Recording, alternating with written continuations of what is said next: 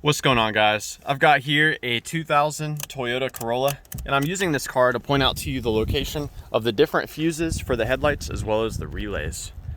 So this vehicle actually has 3 relays for the high beams and the low beams and the daytime running lights, and there's actually 5 or 6 fuses depending on how you count. We're going to start by removing this fuse box cover here. We do that by pushing on this tab down and lifting up. Now here we will find the main headlight relay as well as 5 fuses. So this is your headlight relay. It is controlled by the daytime running light module, which I'll show you later. It's behind the glove box. This relay gets energized and it sends power to your dimmer relay, which is here. The dimmer relay can also be known as the high-low relay, as it determines whether your high beams are on or your low beams. Now, if your high beams are on, both this and this 10 amp fuse will be receiving power.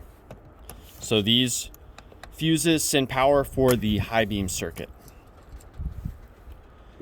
If your low beams are on, these are the 2 10 amp fuses that send power for that low beam.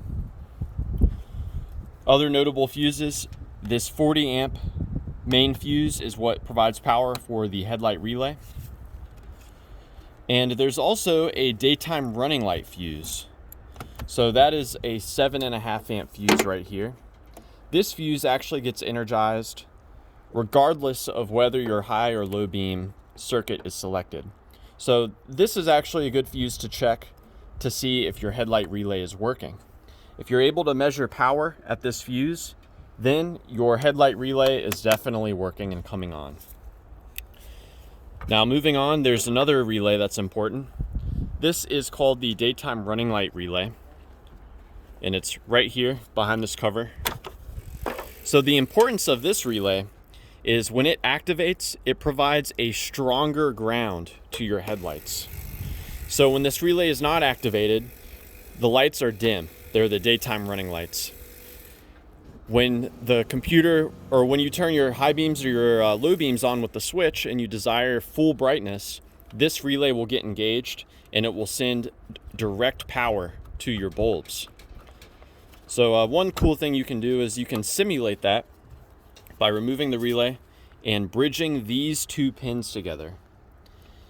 If you bridge these 2 pins together and your headlights get brighter, then that's a pretty good indication that this relay is not coming on when commanded.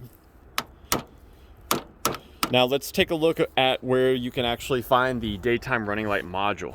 This is the brain behind the operation. It's the computer that really controls everything.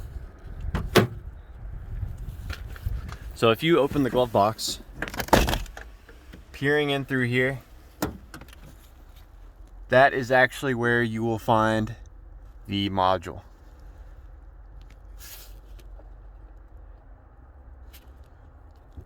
So yeah, I hope this information is helpful for you. Please let me know if you have any questions, or more importantly, any advice about troubleshooting. And let's see if I can get a better angle on the module.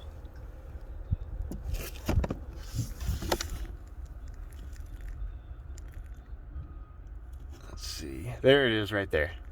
That is your daytime running light module. Yeah, thanks for watching.